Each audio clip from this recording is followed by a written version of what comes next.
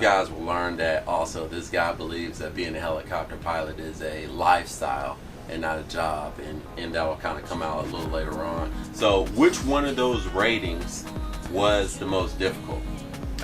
Probably private. It's often described, and if any of you guys are in aviation already, you probably heard the term. It's kind of like drinking out of a fire hose.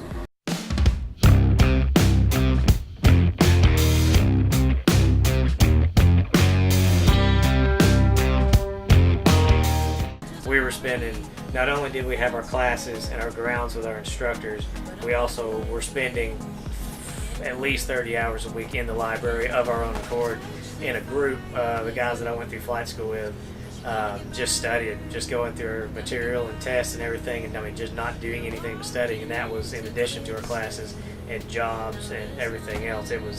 But doing that for a semester and a half to get our private set us up so well later on, because we knew way more stuff than we needed to get through private. Then when we got to commercial, we already knew 90% of the material. We just had to learn a little bit more for commercial and go in with the same knowledge that we already had maintained, because you got to keep studying. And then the rest of it was just adding on to it. It really wasn't. Instrument was like probably the second hardest, but as far as the rest of it goes, it was just kind of like adding on to the stuff you already knew. That's right. Sounds like anything else. When you take your time and you concentrate and you build a firm foundation, it just makes it better for everything else that you build on top of it. So from the point to where you started school, you started college, and they had the flight training program. You were how old then? Started school in 2014, which would have made me 26, 27, somewhere around in there. Jeez. So you've gotten up to a CFII with almost 1,000 hours, and in about 3 years. Yep. And honestly, if I had not been messing with trying to get my fixed wing ratings and messing with my mechanic stuff and everything, I'd already be there. That's another thing. The guy, and he mentioned that earlier, but he's also a fixed wing pilot, soon to be a commercial fixed wing pilot. Talk to us about helicopter tours. Was there ever a point that you wanted to give helicopter tours? Yes. At one point, it was not necessarily this innate, real deep-seated desire that I want to be a helicopter tour pilot. It was more that I would rather do tours than the other option available, which was instruction.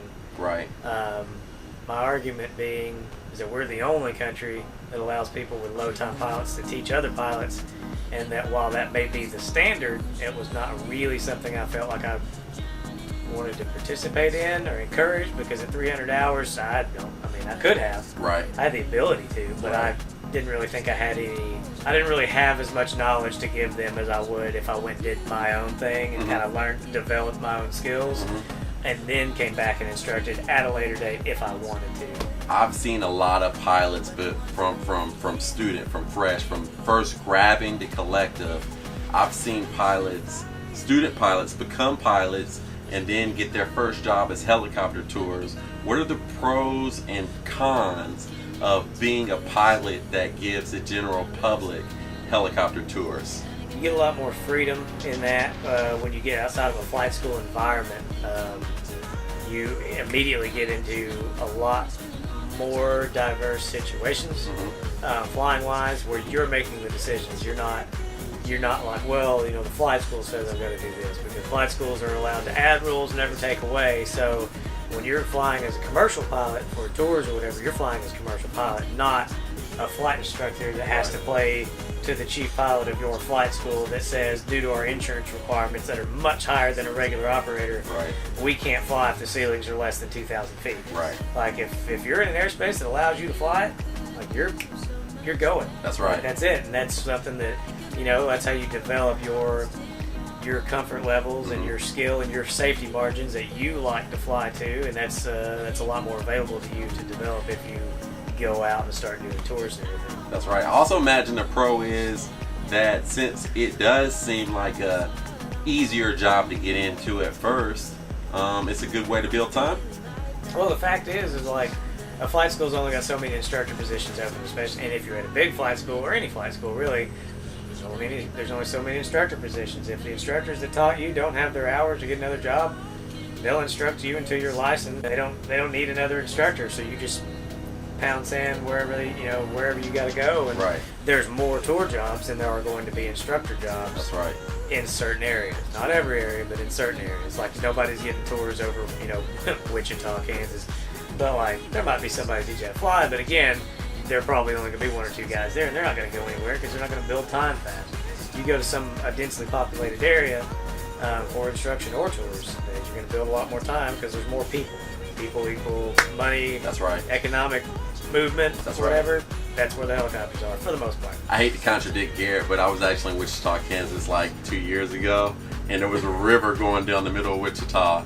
And I'm sorry, Wichita, I don't know the name of the river, but there was an R-44 that was giving tours. No. Yeah. No. Every 5 minutes. I mean, it was wham bam, thank you, ma'am. It was giving tours like crazy, and I was like, how ironic is it that these Robinson helicopters are following me around? Hey, Wichita, Kansas has stuff in it. I mean, it's like it's really big airplane manufacturer wise because I think they build the Learjet out there. They also build the Citation Excel out there.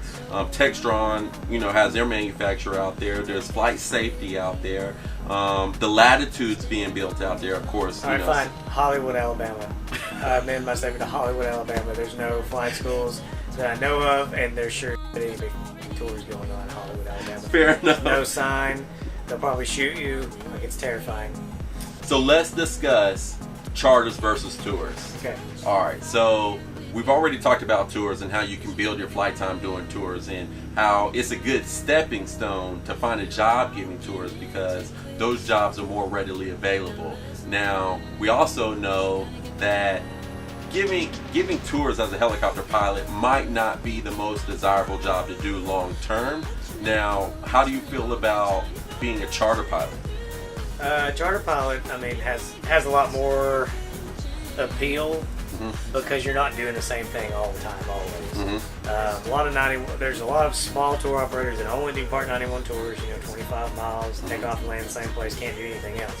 There are also a lot of tour companies that do 91 tours, but once you work your way up and you build some hours, just like everything else in the helicopter industry, you build some hours, build some experience, meet the minimums, and you can start doing 135 charters. Charters on-demand flight, and it's not that you have to stay within such an area, depending on how much experience you have. You're still limited in some ways, but it depends on what minimums you've met. But you can pick up people and drop them off. And that doesn't mean you have to pick them up at one location all the time and drop them off at one location all the time. You can just you can take a helicopter, meet somebody somewhere, fly them somewhere else, and drop them off, and you fly back. It's not that, unless you have a consistent customer, you're kind of changing what you're doing and stuff. You get to actually plan flights and go cross countries and flying through different airspace and stuff. And that is another, basically just a little ticket to more knowledge. So every job you get is not just, well, I've got this job because I'm qualified for it and then I'm never going to learn anything while I'm here. Every little rung that you can climb has a lot more stuff in that area that you can learn, gain that experience, learn this knowledge that this area has to teach you, and then you can move on to something else. That's right. And I imagine that being that most people can afford helicopter tours, if you look for deals on Groupon and whatnot, especially if you're in a popular city like Orlando or Miami or whatever else, I imagine when you're doing tours, your clientele is going to be a little more prestigious, if you will. Yeah, definitely the kind of area and the situation you're in kind of dictates the type of customers that you'll get, and also the services you offer. You got to be realistic. Again, if you're in somewhere with like 2 gas stations, nobody's going to pay you $500 to take somebody on a 20-minute ride. That's just too much money for a place like that. You go to a city, especially a big city with a good economy. Those people, that money to them is it's not that it's not as valuable, but they have more of it, and they have more expendable income that they can do things like that with to a certain degree. So let's talk about becoming a helicopter pilot and how you build your time. And I guess the most popular route for people to build their time is to become an instructor, correct? We were going to discuss being an instructor and why most pilots become instructors. And the reason most pilots become instructors is to build their time, correct? But we also talked about the fact that it's kind of ironic that you may be... they can be instructors is because we're the only country that allows people with that small time to do that. And that's just kind of one of those things where the flight schools accept it's all that insurance basically. Like, so a flight school will hire a low-time pilot that they just trained because, as far as they know, you've just passed all your check rides and you've flown to their standards to the point where you've passed the check rides. They have some confidence in you and actually prior knowledge that you're capable, and they'll hire you to teach people the way you got taught, and it just kind of facilitates. It's not that it doesn't work, but it is all based on insurance. Now, you can also get a job at another flight school and stuff, and it's kind of the same idea, but they pay more money in insurance than some other operators because you got low-time guys teaching no-time guys how to fly. That's right. But it's a good way to build hours, and also if you go to a big flight school, you got a lot of students, build your time fast, and you do learn a lot of stuff while you're instructing people and everything. It's not necessarily the same stuff you learned in a different situation, but instructing itself does benefit you by you learning how to fly because you're not just correcting mistakes on your own. You're fixing somebody else's mistake. That's right. Not just you know how to fly now, but you're also teaching somebody how to fly, and then you can hone your skills by honing theirs, and it kind of sharpens you as you sharpen them, you know. So now you're transitioning to crop dusting. What interests you the most about crop dusting? It's rewarding, yeah. Like when it comes down to it, like people may not agree with it, but we're putting chemicals on food so the food can grow. If food doesn't grow, we don't have stuff to eat. That's right. Corn isn't just food; they use it for everything. That's at this right. point. Like they use corn for everything, and it can make a huge difference. Like if there's no crop dusters, airplanes or helicopters, the yields of the crops and everything go down by. It is unbelievable what a difference it makes. And so it's providing a service. Food, just like providing, like, you know, if you're a firefighter or whatever, like in planes and stuff, like you're keeping people's houses from burning down. You're doing something good for the general population, That's right.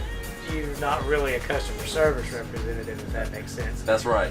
Not only that, but it's really technical and skilled flying as well. It is. It's dangerous, but it is one of those things, just like any other aspect of flying. Like there is skill specific to that operation. Crop dusting stuff is low level flying. It's high speed. You got to be really sharp watching for power lines, and not only that, it's one of those environments. It's fast paced, it's hot, it's dirty, it's not for everybody for sure. And on top of that, you've got to be operating at a level of precision at all times that a lot of people just can't handle. Like That's right.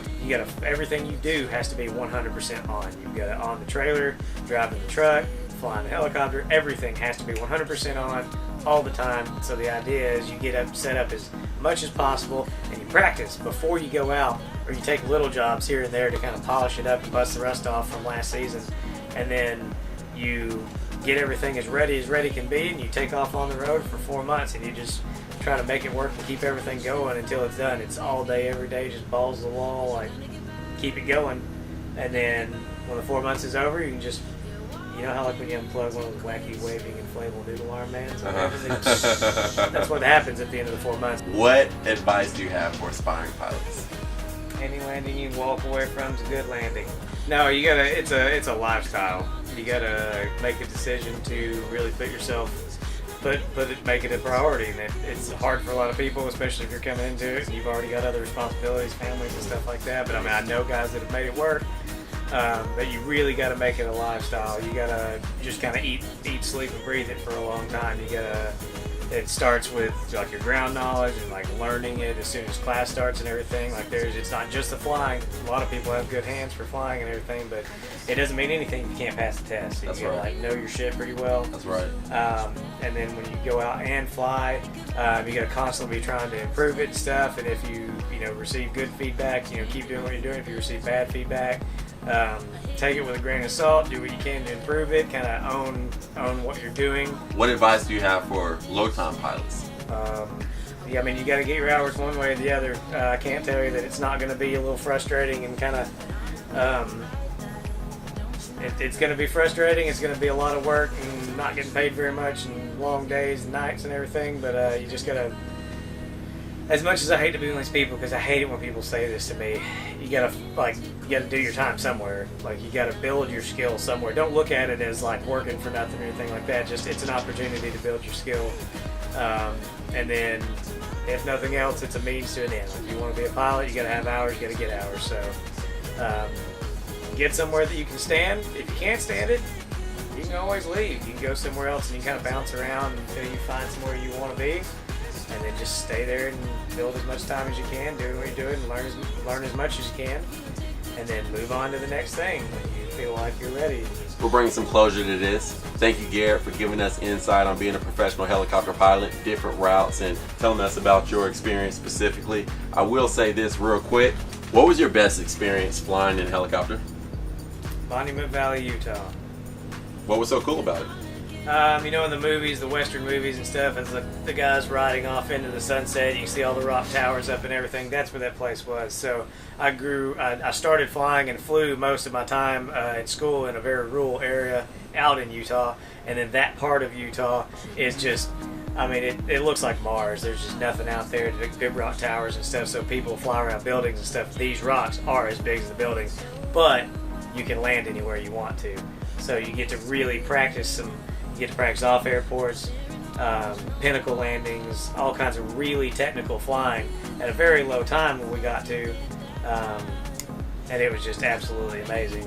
It was just somewhere that, like, there's very few places in the world like that, and I got to literally shut down a $2 million helicopter on top of one and eat a sandwich and then dive off the side of it for school.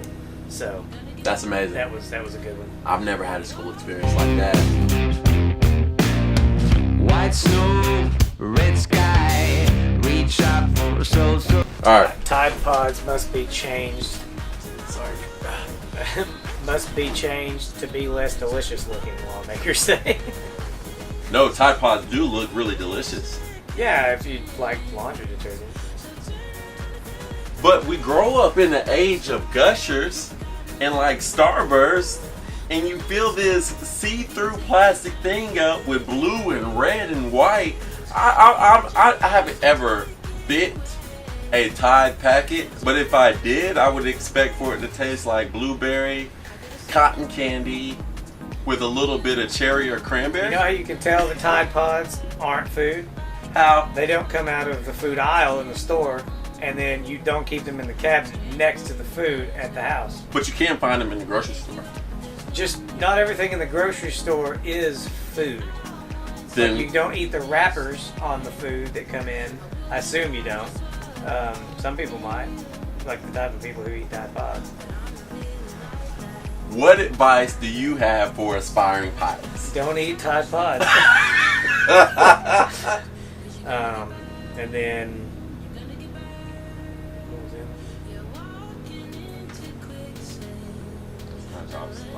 Oh, the last question. Hey, Garrett. Well, I don't have to keep saying your name, do I? You don't have to. It's your video. Okay, we're still recording. It's important. It is, Oh, okay. It is important. High.